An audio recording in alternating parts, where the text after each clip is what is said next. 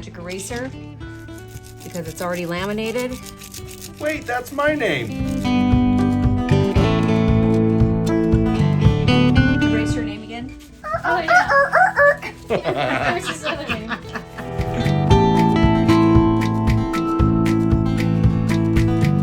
Once the child has that as far as their routine, then they just come in and it just happens naturally.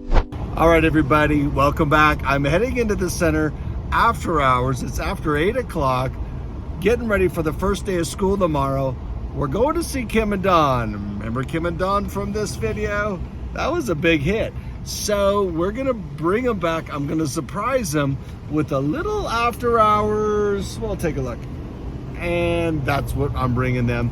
We're gonna talk about getting ready for the first day of school. We're gonna talk about shapes, name recognition, and their system for getting these kiddos, introducing some pre-reading and transition them to recognizing their names and how we do it in the world of Discovery Kids. So let's roll into the preschool here and see what they're up to and surprise them with, a little beverage. They're working hard. It's after 8. They've already put in 8-10 hours a day. Let's go. So when we are preparing for a new student, this is how shapes will look and be constructed. So there are 3 parts to that. We have the actual shape, which we write their name on, Velcro on the back.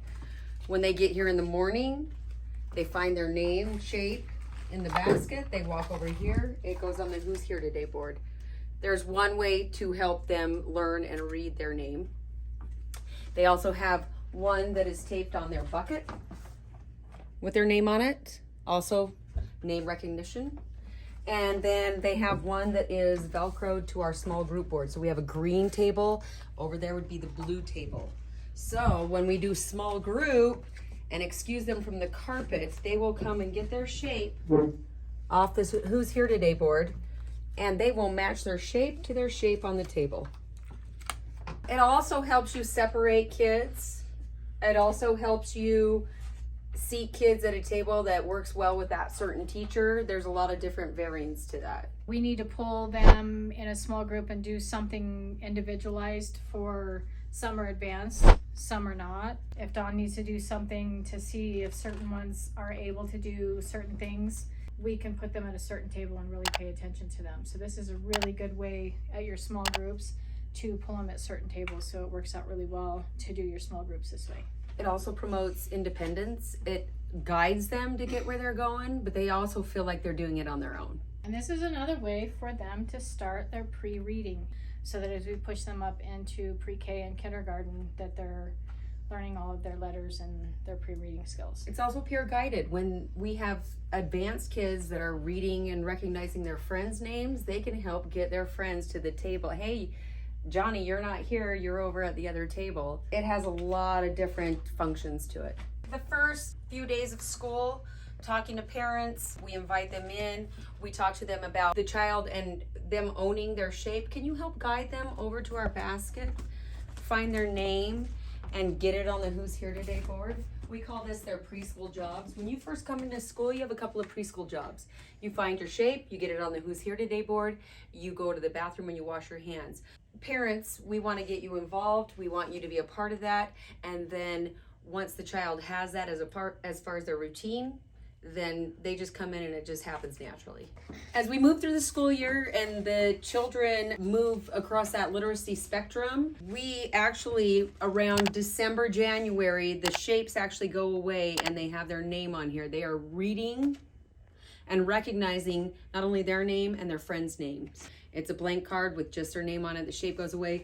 Cubby buckets still stay the same because this is a functional purpose right here, so we don't change those out through the school year. And you can leave those on. All you do is turn the bucket around, so don't remove those. Remember, you're still going to use those next school year. So all you're going to do is erase the name. Just like this, you're going to take a magic eraser because it's already laminated, and it's ready to go for a new kid or for the next school year. So you just need to take the names off, turn your buckets around, and put your summer names on the back side of the bucket so that you are ready to go next year. The same thing will happen on all of these. You can reuse them next year and all the shapes. So if you're running short on shapes, all we have to do is punch the same shapes with the same colors of paper out of the die cut machine, and you're ready to go again. So for summer, this is Sawyer's cubby. So in the summer we put a label on here, has Sawyer's items in it.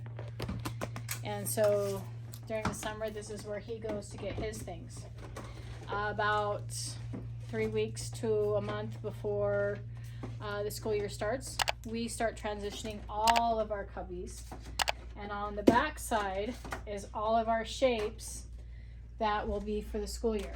So these are all of our school year shapes. So you will notice this one has the school year shape already on it with the name of the child that is moving into our classroom for the school year. So she'll start tomorrow, but this has already been on here for 3 weeks to a month. But we know these kids are coming because they've been enrolling. So as they enroll, so one could enroll in the morning and we already have shapes made to put on more buckets. We have buckets waiting. This comes off. Sawyer's stuff comes out. His bag is labeled. This stuff gets moved to the next classroom. This bin is already ready for the child for school tomorrow, which means when she comes in, the bin gets turned around. When she enters our classroom, she's already a part of our room. She's prepared. When she brings her things in for our room, she's already ready for class. And so she already feels like she's welcomed in our room. The ones up here that you probably see in the video are nap bins. You'll notice they don't match these. It's because the kids don't have association with their names for these. Now they'll start recognizing these through the year, but they don't have to go to these because, of course, as you can tell, they can't reach them. Their nap items go in here. We keep these clean and together so that things don't touch up here. These are the ones for children that will be enrolled later or as they come in. We already have them prepared so that as a kid enrolls, and this happens all the time. Oh, we have one enrolling today and they're going to start tomorrow. So if a kid, Johnny, wants to enroll and they're going to start tomorrow, we automatically have their shapes ready. So the same thing as the nap buckets, you would have the summer one right here. Peel that off, flip it around, it's ready for the school year. There are kids and there are schools of thought with traveling with your shapes. As you'll see, we have centers that are labeled and how many can be in there. Our labels are a little bit light right now because we haven't relabeled yet. We have not had ours travel with their shapes in the last couple years. Ours have been extremely young, so that has been difficult for them. But in years past when ours were older, you'll notice there's 2 Velcro spots on that wall. They would travel with their shapes, and then you would know who was there last. So say they left a mess or we needed to keep them in centers where they were at, or make sure that they were visiting certain centers, not just playing at blocks all day, maybe making sure that we're getting them exposure into different interest areas.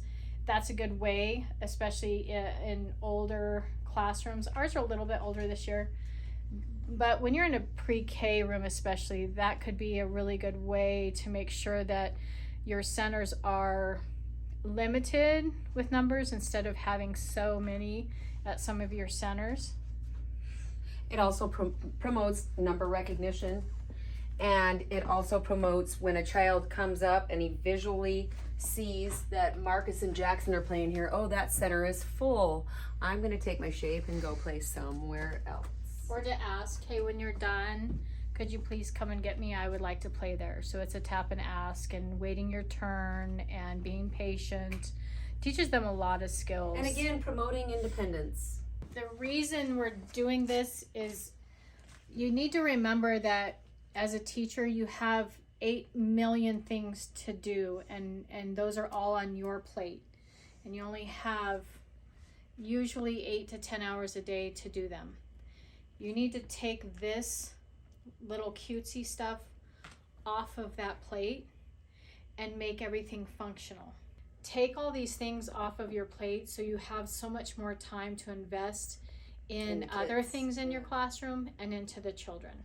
This right here is also teaching the kids that are on multi-levels of the literacy spectrum that it's successful. They can come over here and still know where their belongings are, and they're all still sometimes recognizing their names, reading their names. Some kids are still having a harder time with that, but this is successful. They're coming over and they're the whale or they're the shamrock, so they still know exactly where to go for their personal belongings.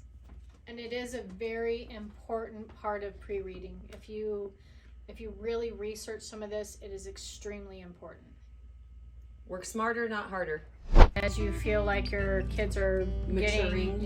getting to that point that it's possible, then have them try it and see how it works. If you need to pull back a little, that's fine, and then try it as they age into that. Those are things that you just keep trying until your classroom is able to get to that point.